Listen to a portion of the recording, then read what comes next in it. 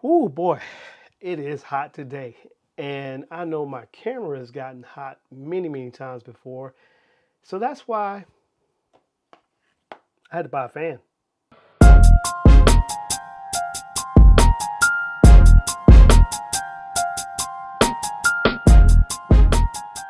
So today we're talking about the Ulanzi. This is basically, it's got a very weird part number. It's basically, I see on here is a CA25, but it's a camera cooling fan pretty much. Now I'm using the Canon R8, which that particular camera does not have internal cooling fans. So it has a optimized system to keep it from overheating. So let's say if you're outside and the temperature is over 80 degrees and the cameras typically run hotter as the outside temperature is hotter. So what you can do is you can actually have a camera that has a built-in fan, something like the Panasonic S5 Mark II or S5 IIX. You know, they have an internal fan. You have the R5C, also has an internal fan, which is huge.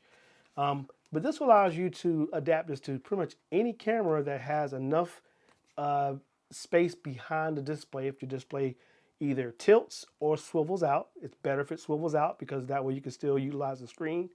Whereas if it tilts, you're not going to be able to utilize it unless you're using some kind of a weird contraption on top. So inside you have the actual fan itself and the charging cable. It's very simple. That's all you pretty much have inside the box. And that does include, you know, when I take them out, so you got the cable and the fan.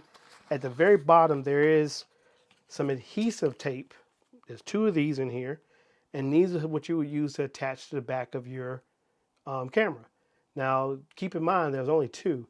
And they're really designed to just give you a flatter surface so that the back of the camera uses suction cups to attach themselves to it. So in essence, if I just kind of take it and pop it down, there I go. So I have it easily set up to where I could just pop it in and pop it off. And of course, because it's on a suction cup, you gotta be careful. Now there is a little instruction manual here that tells you a little bit about it. And then there's a, what is this? A certified sticker. But it's a little button. You basically push that on. That turns on the actual LED. And inside the LED, you're going to actually see where it says the cam, I guess that's where it's in 33 Celsius is the temperature. So it actually has a built-in temperature gauge inside to kind of understand what the ambient temperature is around. And then if you push it once, you'll hear the fan come on. Not sure if you can hear that. And that's at its lowest setting. Push it again.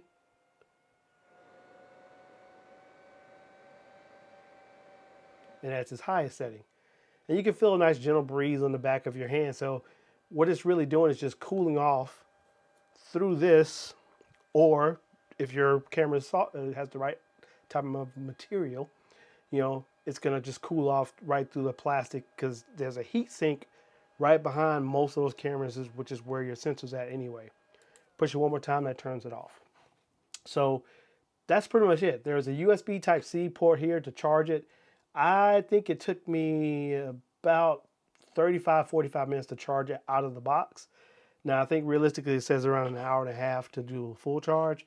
But the battery does last a long time. I've actually had this guy for about 4 months now. And I've only used it twice. And I can tell you it works really well. It did keep the Canon from overheating. I would say normally I would get about 40 minutes before I start seeing the bars creep up to the critical point. And with the fan on just normal, not on the highest setting, it actually did a pretty good job at keeping my bars from getting more than 5.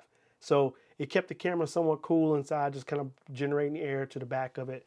And it's something that you guys may not know. Whenever you have certain cameras, if your screen flips out or flips up, never have it closed while you're recording, because what that does is just compresses the heat inside and just causes your camera to overheat no matter what.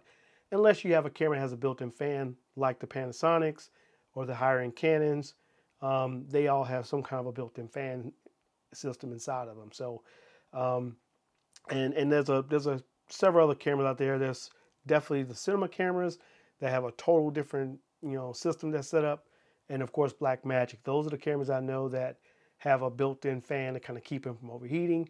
and they do a very good job. I will tell you one thing though: each camera has its own, detriments. You pay for a cinema camera's functions and features, and that's why those guys will sit between $5,000 and $50,000 to $100,000. Whereas on a smaller compact, camera like we're using here, they typically have their weak points, and heat is one of the most common across the entire industry. You can get a camera that you don't need to buy this for, but if you're one of those photographers or videographers who have a handful of cameras and you like shooting with certain ones, especially because they're smaller, more compact, lighter weight, this is a great little buy for regular price $39.95. I actually bought it at the early release date, so I got it for half off, so it was $19.99. So it's a good idea to check those websites like Ulanzi, and I know they're the first one to bring this out, but they won't be the last. So guys, check this out if you get a chance, and if you're looking for a way to cool yourself off or your camera in the summertime, check out the Ulanzi's camera fan. Yeah, camera cooling fan. So thanks again for watching. We'll see you soon.